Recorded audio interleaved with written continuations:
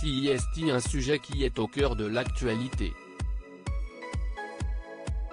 Ce jeudi 8 avril, les députés examinent une proposition de loi visant à légaliser l'euthanasie en France pour les personnes qui souffrent d'une affection grave et incurable.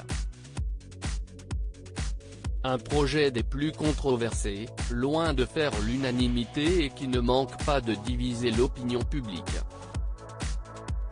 Alors que certains s'opposent fermement à la fin de vie assistée, d'autres militent activement pour le droit de mourir dans la dignité. Parmi ceux-là, des personnalités comme Françoise Hardy qui regrette l'inhumanité de la France sur ce plan-là. La chanteuse, dont le quotidien est rongé par la maladie, évoquait, sur les ondes de RTL, son désir de recourir à l'euthanasie, dans le cas où sa santé venait à se dégrader davantage, à partir d'un certain moment où il y a beaucoup trop de souffrance et où il n'y a aucun espoir, il faut abréger les souffrances. Si est-il la moindre des choses? Si est-il humain? Avait-elle déclaré. Quand mon état deviendra encore plus insupportable, je n'aurai, hélas, pas le soulagement de savoir que je peux me faire euthanasier. La France est inhumaine sur ce plan-là, déplorait-elle encore dans les colonnes de Paris Match. Françoise Hardy déçue par le gouvernement ce jeudi. CIST dans C'est à vous, que la mère de Thomas Dutronc a réagi, par téléphone, au débat de l'Assemblée nationale, qui l'a beaucoup déçu.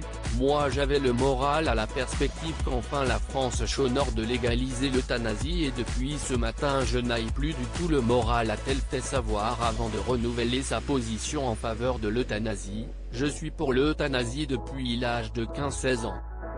Moi je pense que quand on est contre, on est soit un obscurantiste catholique ou autre, soit parce qu'on n'a pas d'empathie, parce qu'on a jamais rencontré dans sa vie de personnes qui souffrent et pour lesquelles on n'a rien d'autre à faire que d'abréger ses souffrances.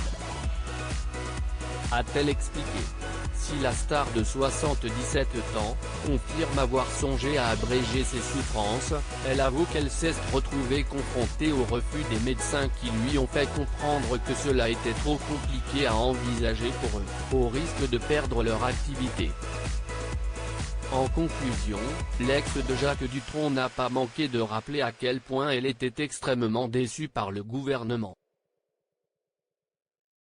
Quelques jours auparavant sur le plateau du talk-show de France 5, CIST, une autre personnalité qui plaidait en faveur de l'euthanasie, en la personne de Lynn Renaud. L'ancienne meneuse de revue avait déclaré « On doit pouvoir mourir où l'on veut et quand on peut, on ne décide pas pour nous ». Des mots forts et engagés.